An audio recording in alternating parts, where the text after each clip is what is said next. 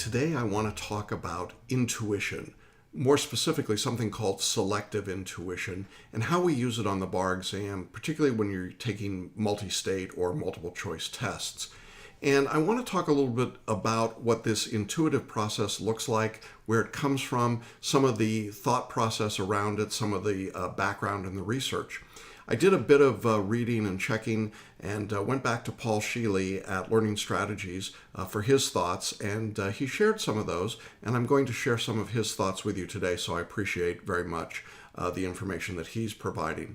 But as a backdrop to our discussion about intuition for the bar exam, I need to explain to you a little bit of history. When I first started working in the bar review industry, the multi-state bar exam had been around at that point for about 10 to 15 years. And the traditional way that everyone thought about the multi-state was that essentially what an applicant had to do was to take the problem, analyze it, dissect it, break it into pieces, eliminate wrong answers, evaluate answer choices and different language choices and qualifying words, and basically do this whole complicated process on each question.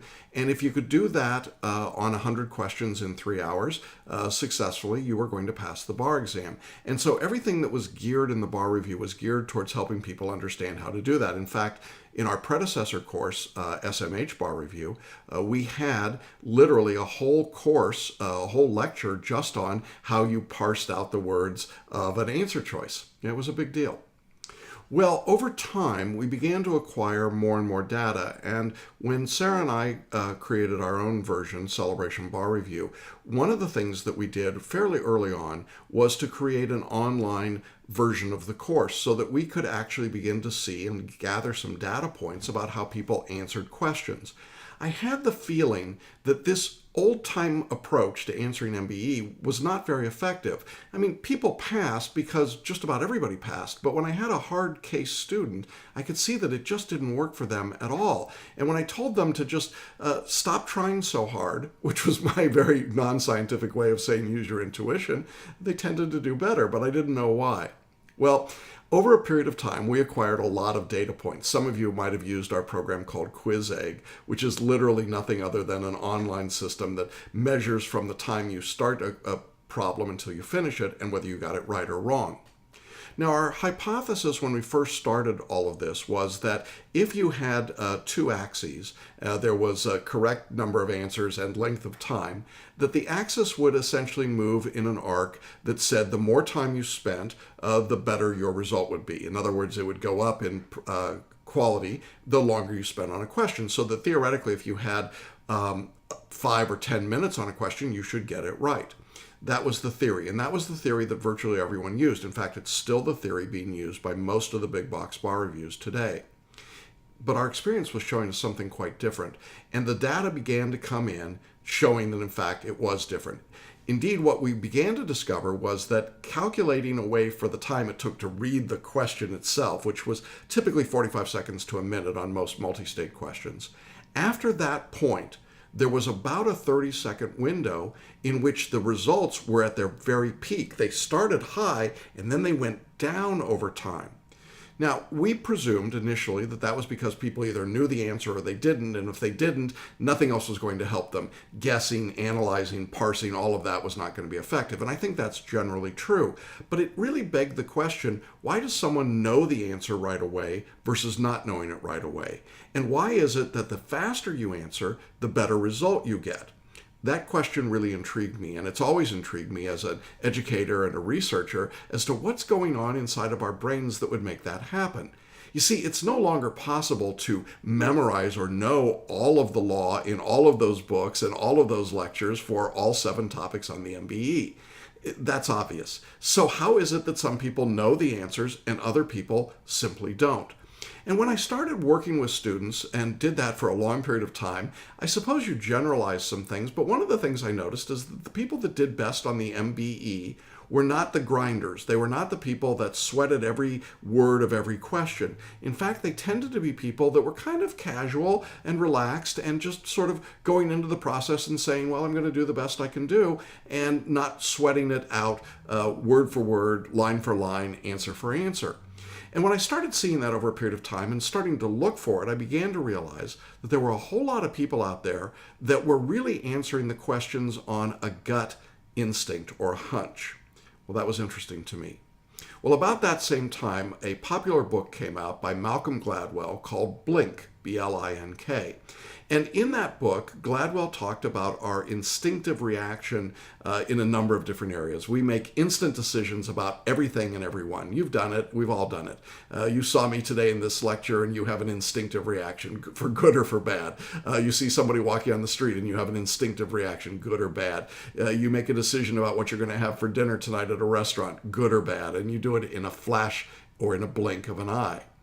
Gladwell was really good at taking complex scientific ideas and putting them in common vernacular. And I loved what he was doing because it really started to explain what I saw happening in the bar exam, which was that there were people that were making instinctive, blink of an eye decisions, and they were right, not wrong. That in fact, all of our data was proving that the faster you answered a question, the more likelihood you had of being correct.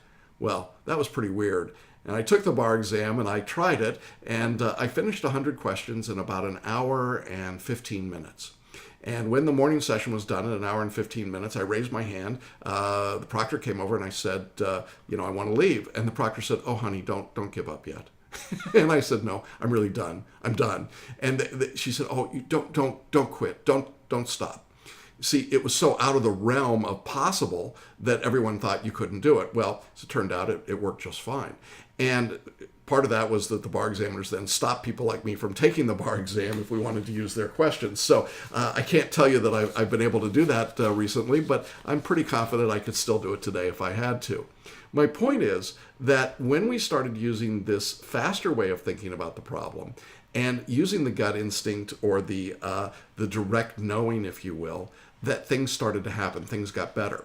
When we added photo reading and other tools to the work, we saw that accelerate even more. And we saw people gain 10 points, 20 points, 30 points, 70 points on their bar exam scores.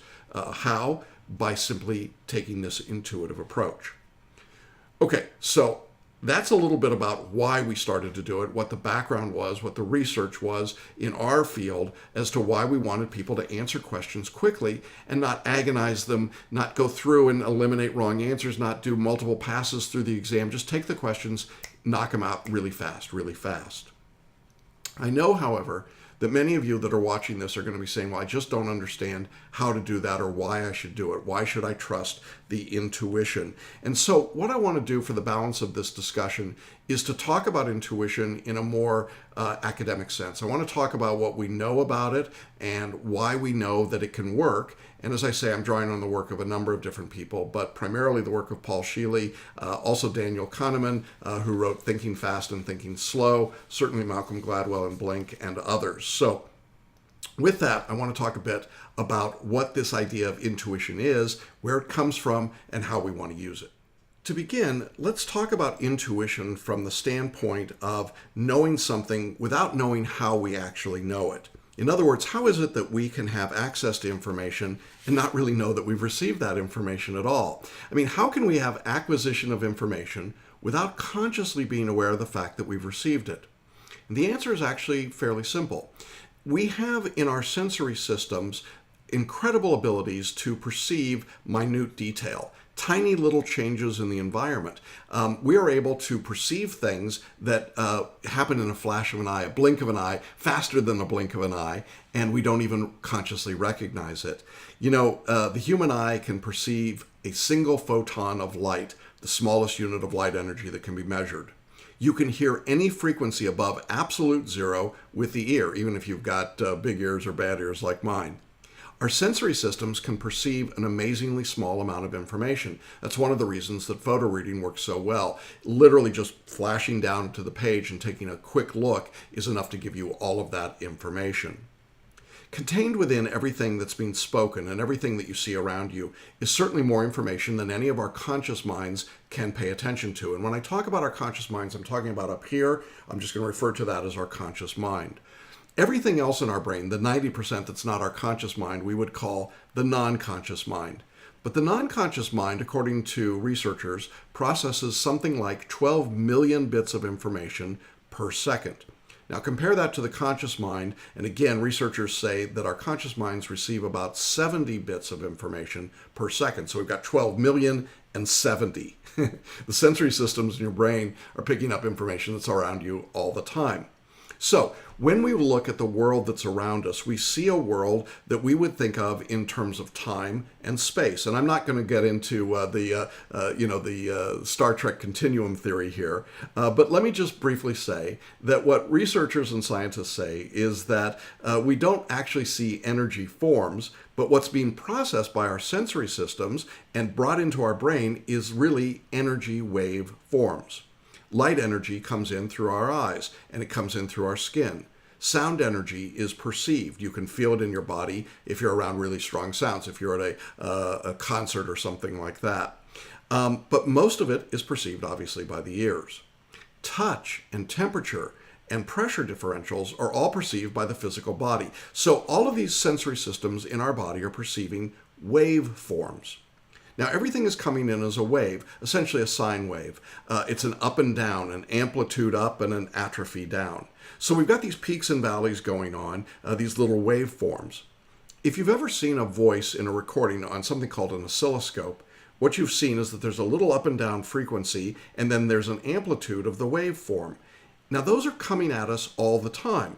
But what we've trained ourselves to do as a matter of survival in a modern world is to not pay attention to the waveform itself, but obviously to pay attention to the meaning of the waveform. For example, we think that something is blue or it's red or it's yellow, it's square or it's round. We make discriminations in our brain in order to categorize the things that are in our world. One would say we objectify our world. You don't see me or the person around you as an energy pattern, at least I hope you don't, or as a waveform. You see me as a physical object, a human being there at some distance.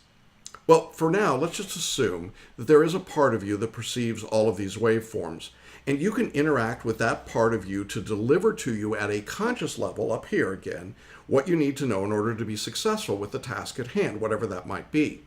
Scientists would say that when they look through a telescope, they objectify the heavens. When they look at a microscope, they objectify something that's too small to be seen by the naked eye. So what we have is this three-dimensional world that looks like it has time and space. But in the frequency domain of waveforms, there is no such thing as time and space, just amplitude and frequency. Hey, you never thought you'd hear that in a bar review, did you? So essentially, all time and all space exists right here in front of each one of us. Now, we can learn to read that energy to be able to know about the past or something, of the future of something. And there are cultures that do this, that can read waveforms in nature and in energy. But the point is that when you look at something, you're actually able to perceive far more of what's there than what you consciously recognize. And we've all had that experience where we just know something even though we don't know why we know it. Well, what can you do with that?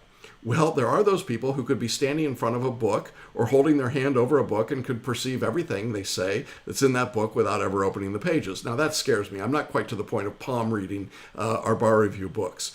But the point is that we are been taught to perceive a world of objects, not a world of energy.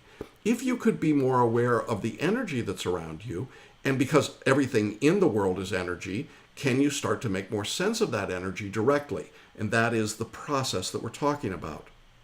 You know, if you're spiritual, you've probably heard the statement, ask and shall be given to you, seek and you shall find, knock and it shall be open to you. Essentially, what this is saying is that everything that can be known by you, if you ask a question and then you're quiet enough to listen to what's called the still small voice. And you've heard me talk about that little voice within you.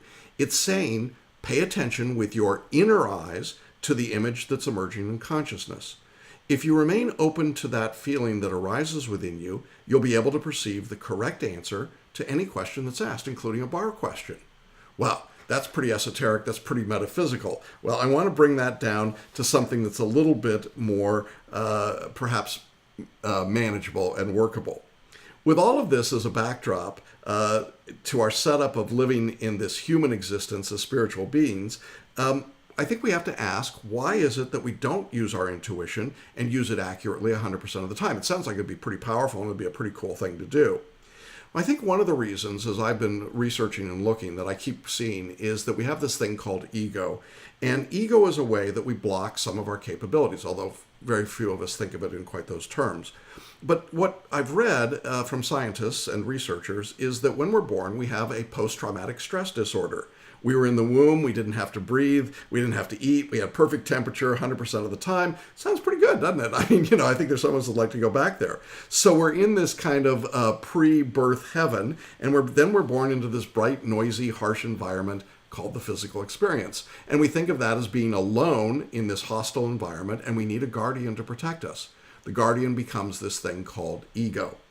So what we know is that we have an ego at the level of our reptilian complex part of the brain, and at the mammalian complex part of the brain, and even neocortex part of our brain. So going all the way back to our non-conscious forward to our conscious.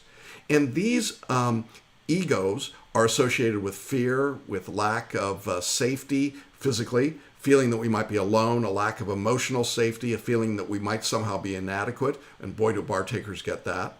And that's our neocortex. It's our intellect saying we're just not enough to really make it all happen. Right? We can't make it happen. And so we're born utterly helpless. We pick up everything from what our society tells us, who we are, how we survive, what we need to do. And we go to school, and our school systems, our family systems all tell us basically who we are. And it's up to us to recognize that we are beyond what we have unquestionably accepted as the mental model about our capacities and what we're here to do in the world. Many of you are in law school or taking the bar or practicing law because somewhere in your world somebody said, you're good at arguing, you're good at speaking, you're good at writing, you're good at debating, you're good at thinking about these things. You'll be a great lawyer someday. You see, we take those commands, we take those sources, and then we act on them. Many of you heard just the opposite and overcame it anyway because you wanted to be that person. So you knew that there was something there. Now, I would argue that we are all spiritual entities and we inhabit a physical human experience that's not bound, as I said, by time or space. Now, do we have absolute psychic power? Well, I think in a sense we certainly do. You can do all kinds of amazing things. I have seen people do things I would not have believed possible. And how is it that they do that? Well, typically they are receiving these waveforms, these communications from a higher level of consciousness that's indistinguishable from what the rest of us see, and they're guided by it on an ongoing basis. And you can do that by following a very simple procedure to get yourself in the right steady state. So what we're going to do is take a moment, and I'm actually going to lead you through a very quick, easy, what we call a drop-in, just a simple opportunity to get yourself in the right state. So set aside any distractions, take a moment, put your feet down on the floor, and we're going to come back in and do what we call a drop-in. All right. What I want you to do right now is just sit back or lean back. I prefer you not be standing, not be driving when you're doing this. And we're going to try and get into a relaxed state of alertness that helps us to achieve what we want. Turning inward to your expanded resources within you is a great way to be connected to your intuition. I want you to be able to do this at the bar exam. Letting your sensory systems explore the inner world with your inner eyes, your inner ears, and an inner body opens even greater resources and access to the rich resources that exist within you. So we're developing greater accuracy in communicating with our intuition and applying its guidance to raise the quality of the lived experience. Now, with your eyes closed, what I want you to do, make sure they're closed now, you're not looking at me. I want you to relax your shoulders and the muscles of your face. Notice the rhythm and the flow of your breathing. Be aware that your body is breathing. Breathe from the chest and the abdomen. Be aware of the touch, of the flow of the breath in your nostrils.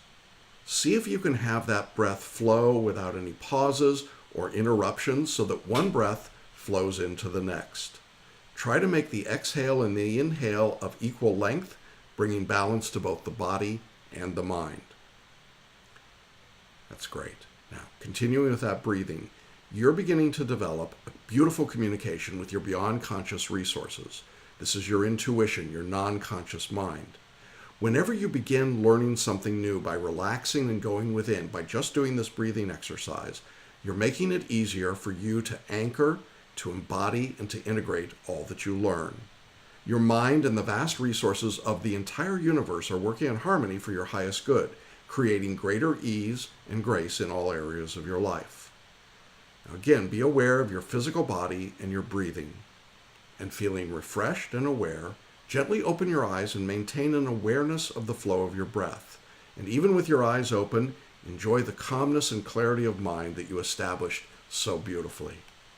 All right, welcome back. Feels good, doesn't it? Nice to be back. All right, now, once you get into that simple, steady state, just by breathing, and you can do that at the bar exam, you can do it before you walk in the room, you can do it after you get seated in the room, when the proctors are giving instructions or everyone's milling around. We want to get you into that position to use your intuition. But you know, there are barriers to using your intuition, and I want to talk about those. And there are three major barriers that I've discovered and that others have that really get in our way of effective use of intuition. Here they are. One is we have a tendency to ask the wrong questions. Secondly, we have a tendency not to listen to the answers when we do get them. And the third is that even when we get the answers, we don't always necessarily follow the guidance. We default to another way of thinking. So I want to take a moment and just briefly look at those three barriers, and then I want to get into this next level of thinking about the way that the intuitive mind and our rational minds look and work together. So let's look first at the idea of asking the wrong question. You know, if you think about the kinds of questions we want to ask, the way that we phrase them can make a big difference. The question, you know, if I've got an appointment, is there anything I need to remember to bring with me, is a very different question than, am I forgetting anything? Is there anything I've forgotten? If we ask that around a bar question, we'd say, is there anything I've forgotten about torts? Well, that's an impossible question, isn't it? But if I ask the question, is there anything I need to remember to use when I'm answering a torts question, that's a very different question. And, you know, the truth is, if I ask myself, am I forgetting anything about torts? Well, there are plenty of things I've forgotten, and I promise you of that. But is there anything I need to remember before I answer a torts question is a different question. If I think, am I forgetting anything, the answer is clearly going to be yes. But if I ask, what else is it I need to remember in order to answer the question, now my brain is going to go into a completely different search. So keep in mind what it is you're really looking for and how far you can get your mind to go and sort and look for it. Think of intuition this way. Essentially, it's the direct access to a database that's more than our conscious minds can hang on to, more than what's up here. Remember, we talked about the processing speed of the conscious and non-conscious mind earlier. But the database of our conscious mind is outweighed by the database of our non-conscious mind. Are you ready for this? The researchers say it's 10 billion to 1. Whew. It's like searching through a big warehouse that's 11 miles in diameter, and it's totally dark, and you're using a flashlight beam the size of a 1-foot circle. You know, that's a lot of space you got to go through just to get through your conscious mind. But your non-conscious mind can do that in an instant. So what we want to do, in effect, is to be able to call into that little 1-foot circle of light that we've got, our conscious brain, the information from this vast non-conscious warehouse to serve us in what we're trying to accomplish. This is what I need to know. So that's the question that we want to ask. What is the right answer to this multi-state question as I'm reading the problem? What's in front of me? And the questions you ask are simply going to make all the difference. So instead of saying, what do I not know about this subject? You say, what would be the best response and why? When you ask that question going through the problem, you're much more likely to bring your non-conscious mind into the game, into the discussion with you. This is sometimes just called, a developing or a qualifying question. What is it that I'm looking for? Okay, now we bring in the non-conscious into the game. What do I need here? Instead of saying, oh my gosh, I'm sure I'm missing something. It's a very different process. All right, so that's our first barrier. The second barrier, I said, to using intuition is that we don't listen to the answers. And the idea here is that answers are coming to us all the time. For example, I would say the dream state is a great place to get answers. When I'm working on new ideas and tasks, I often find that when I go to bed at night, if I program my inner brain to say, I need this answer, I'm looking for this, I can then use the dreams that occur and the symbolic meaning of those dreams to help give me an awareness, to give me an answer. But I have to listen to it. I've got to be aware of what the answer is that I'm getting. Sometimes I have to decode it, but it's critical that I actually listen to the answers. Now, in the process of answering an MBE question or a multiple choice question, essentially what happens is that you have to listen to the answer that your body is giving you. You have to know what it is you're doing. Now, sometimes people say, well, how do I know what my body is doing? And here, I think one of the great ways to do this is a kinesthesiology test. And I don't think there's a really attractive way to do this, but the simplest test I know is to take your thumb and your forefinger and make a big circle, like you're doing an OK.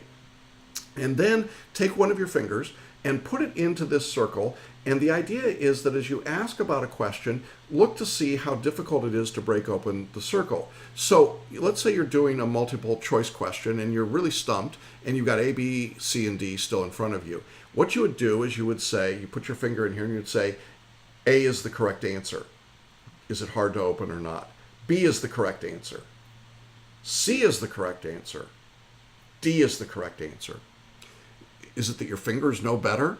No, but your body has an intuitive sense of the correct answer. And if you're not getting the answer in a way that you can communicate with, go ahead and do that test for yourself. And what you'll discover, do it in practice and see what happens. You'll be stunned at how incredibly effective that simple little test is to help you see what it is that's intuitively happening. So whether it's a dreaming state, and obviously you can't dream during the bar exam, but you can certainly dream in your practice and in your study, but during the exam, being aware, being listening in the sense of listening to the answers is certainly going to make a difference. Now, I think of this process when you're studying as something that Dr. Win Wenger calls a portable memory bank. Basically, he wrote and talked long before the days of technical and digital devices. He said just carry a little pad of paper in your pocket, carry something to write things down. Well, today we call those cell phones. When you get an idea, when something pops into your head, when there's some symbolic meaning, go ahead and make a note of it. Very often what you're going to discover is that ideas come to you throughout the day in response to questions that you posed earlier. So if you're having trouble with a multi-state question in practice, write it down. Put it in a mind map or journal it. And what you'll discover is the answer will come to you. It's an amazing thing in the way that works. But I think that my experience and the experience of many others that I've talked to is that our best ideas tend to slip in to our awareness when, for whatever reason, we're temporarily distracted or we give ourselves the opportunity to let our minds and our thoughts wander more creatively away from this consciously focused awareness. Now, when you're in the bar exam itself, you can't let your mind wander, but you can be tuned in to what you're hearing, what you're feeling, and so listen to the answer. Students tell me all the time that as they're reading a question, when they're really in this conscious awareness state, that they will know the answer before they get to the answer choices. They'll literally have it in their mind's eye. When you've got that situation, look right to the answer choices. When you see that answer, go for it. Don't second guess yourself. Don't stop. If it's in your mind's eye and then you see it as an answer choice, we're going to go with it. It's not going to be 100% of the time correct, but it's going to be correct a whole lot more than any other way that I know to get to a correct answer. I think that one of the things that we're trying to do with tools like photo reading and mind mapping and paraliminals is we're essentially attempting to outrun what's called the edit function of the conscious mind. Our conscious minds basically want to maintain the status quo. And as much as you might want to change or make your life better or pass the bar, and I think you all want to do that, the truth is that there is within us all a very strong tendency to pull back, to have an immunity to change, to pull back and try and keep the status quo. Why do we do that? Well, psychologists say it's because of the ego that's trying to protect us. We don't want to lose the good things we've got today. It's the stinky diaper approach. It's warm and smelly, but it's mine. I'd rather be in that situation. And even if most people don't think that's a good thing, it's what I know. And so I'm there. And I don't want to bring in negative things that might occur in the future because that would require me to make a change. So the conscious mind has this built-in tendency and preference to keep looping and creating more of the same rather than making transformational shifts. That's why I like paraliminals, because they help you shift that dynamic. It's why photo reading shifts the dynamic. And many of you had the experience that you went from traditional reading to photo reading and went, whoa, how did that happen? Well, your conscious mind didn't want to do it, but your non-conscious brain went, yeah, hello, we're here, this will work. So one of the ways that you can do that is to listen to the answers that are presented to you when you're going through that process. The process that we just went, that simple drop-in of breathing in, closing your eyes, and relaxing. Now, the key during the bar exam, physically, is let your shoulders relax a little, let the muscles of your face relax. Remember, I asked you to do that.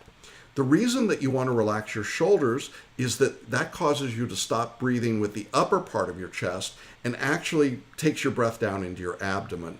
Now, this is called diaphragmatic breathing. And when you do that, you're turning on a different part of your nervous system. Don't ask me why, it just is. It's the part that's there to help your breathing and to expand into your internal world. It's not the part up here that's activated to protect you from the world around you. So dropping your shoulders, just that alone, creates huge benefits. Now, why do we ask you to relax your face? To focus on the muscles, particularly of your forehead up here. Well, when you relax the muscles of your forehead, and that's weird, I mean, just take a moment and try that. What you begin to start doing is to create more of the alpha wave. That's a type of brainwave frequency that's associated with creativity and learning and intuition.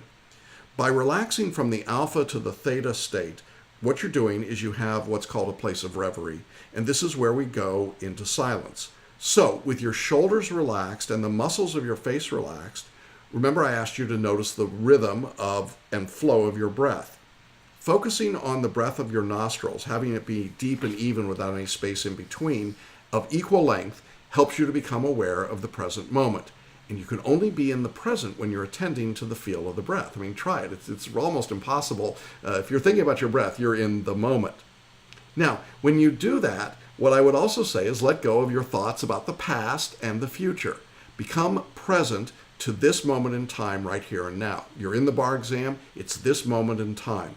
Now, this is not only where all of your resources as a mature human and as a bar taker exist, but it's also the place, and this is the cool part, it's also the place where you have access to that vast warehouse of information that's been perceived by you, but not known consciously. It's the place you put all that photo reading if you're a photo reader. It's where all the mind mapping information is gone. It's all there. And any question that you ask in the quiet of this state of mind is much, much easier to perceive. So if you're struggling with a question, just stop, close your eyes, lower your shoulders, relax your forehead, and ask, what's the right answer? It's literally that simple. And even if the question you've got doesn't arrive at that moment in the silence, trust that it's there. Use the kinesthesiology approach of muscle memory and muscle awareness to find out what the answer is. Now, in practice, when you're working on these questions, the more that you pay attention to your awareness when you're going to sleep at night or waking in the morning or during the day when you're studying and turning your attention to it, that's going to help you get into state faster. So that's what we want you to be doing. All right. So what we've been talking about was asking the wrong question and learning instead to ask the good ones. And then we said the second barrier was not listening to the answer and then learning to pay attention to the answer because it's always being delivered to you. And then the third barrier, this is so obvious, is not following the guidance. Look, if the answer that comes to you is A, mark the letter A. Don't fight it. Don't try and go through it. Don't analyze it. Don't change your answer later. I don't know what else to say about it. Just don't do it. When you do those things, you're literally not paying attention. You're not following guidance. And that's really the way that we get through that barrier. We just simply say, that's it. I'm going to go with it, and I'm fine. I would suggest that if you're doing this in practice, you'll begin to see that it works. And the more you see that it works, the more likely you are to continue doing it. And that's what we want you to do. Well, to wrap this up, I want to look at some additional work by the Nobel Prize-winning economist Daniel Kahneman. He wrote a very popular book, not easy to read, I'll tell you, but a very popular book called Thinking Fast and Slow. And essentially what Kahneman posits in the book is that intuition is a major part of the way in which our human brains work. However, he says intuition sometimes gets a lot of people into a lot of trouble. Now, everything I've been telling you is intuition is good, so why would I finish by saying intuition could get you in trouble? Well, I think it's important to explain that you have to use it wisely and properly. Psychologists have been intensely interested in this for several decades, I think at least, looking at the different types of thinking that are involved in the way that people make decisions. A couple of psychologists, Keith Stanovich and Richard West, as well as Kahneman, call this two systems, System 1 thinking and System 2, and that's what Kahneman uses in his book. System 1 System 1 essentially operates automatically, quickly, little or no effort, and no sense of voluntary control. It's like our intuition, but it's not purely intuition, but it is very quick and it's very fast. Sometimes System 1 thinking, Kahneman says, is a great way to proceed, and sometimes it's not entirely everything that we need, and he says we need System 2 thinking. Why? Because System 2 thinking allocates attention to the effortful mental activities that demand it, including complex computations, which thank God we don't have to do on the bar, but more subtle and complex differentiations. The operations of System 2 are often associated with a subjective experience of making choices, a sense of agency where you're the person in charge, the one in charge, and with concentration. Now let me give you an idea of the order of complexity with some examples of the automatic activities that are attributed to System 1, and this comes out of Kahneman's book. System 1 detects that one object is more distant than another instantly. It helps you orient when you hear a sudden sound. Where is that? Where is it around me? It can complete the phrase bread and blank, right? It does that very quickly. System 1 is what allows you to make that disgusted face when you're shown a horrible picture. System 1 detects hostility in a voice, and it can answer the question 2 plus 2 equals, right? You already answered it. It has the ability to read words written on large billboards. It allows you to drive a car in an empty road when you're thinking about your torts hypos. It allows you to find a strong move in chess if you're a chess master. And this is important. It allows you to answer bar review questions when you've done your core study and research. It's the same idea as being a chess master. It also allows you to understand simple sentences, to recognize that there are stereotypes in the world, to make those distinctions. So it essentially takes Gladwell's blink idea and says that's in large part System 1. Well, I want to distinguish that from System 2 because System 2 requires attention, and because of that, it is disrupted when attention is drawn away. So you're getting ready for a start in a road race, a running race, and the gun goes off. That's an example of getting your attention drawn. Focusing attention when you see the clowns in the circus or the elephants. Focusing on the voice of a particular person in a crowded and noisy room draws your attention. Looking for a person that's got shockingly white hair. Searching your memory to identify a surprising sound, or maintaining a faster walking speed than is natural for you. Monitoring your appropriateness of your behavior in a social situation, like I don't really want to blow my nose and then wipe the snot all over myself at the bar exam. Just to give you an example of some strange things that have happened. System 2 counts the occurrences of the letter A in a page if you're really, really detailed. When you tell someone your phone number and you actually know it, which most of us don't anymore, or learning to park your big oversized SUV in a narrow space, or comparing two pieces of equipment like a washing machine for their overall value, or God forbid you're filing and trying to figure out a tax form, and checking the validity of a complex logical argument. Now, I think you can begin to see where I'm going with this. Answering a multi-state bar question looks like it's got some elements of System 1 and some elements of System 2. Complex logical arguments would certainly be one of the things that we want to think about when we're answering a question. But here's the way that Kahneman posits this working. He says that System 2 has a tendency to go offline when people are busy, when they're cognitively very busy. If there's too much going on, if you're trying to make a decision, then System 1, the more intuitive part of you, has a sense of what the decision should be. I would argue that that's exactly a perfect description of the bar exam, particularly the MBE. There's too much going on. You're trying to make too many rapid decisions. And so what's going to happen is that System 2, the controller part, will basically get lazy and say, we're just going to go with it. Because there's a lot of noise every day in our environment, many people default to the gut level fast thinking rather than the slower, judgmental, contemplative, reflective way of thinking. And for the purposes of the bar exam, that's what I want you to do, is to take the fast road. I don't want you to take the contemplative way of thinking. Now, that's going to bother some of you because some of you are contemplative by nature, but you simply can't get through the questions quickly enough. And I don't want to distract or pull away from the idea that there is a System 2 level of thinking. I'm just telling you, System 2 comes in when you're studying. It does not come in when you're taking the test. David Perkins wrote a book called The Mind's Best Work. It's a fairly old book. It's a classic. And in that book, he talks about the creativity of the right hemisphere and the logic of the left hemisphere of our brains.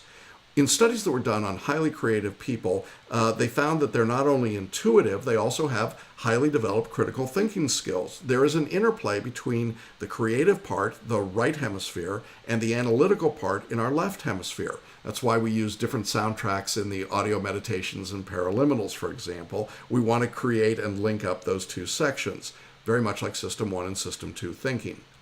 If you view intuition as being recognition, this is essentially the way your mind recognizes from this vast database of information that you put into it in the non-conscious mind what's already been processed, what's already been perceived.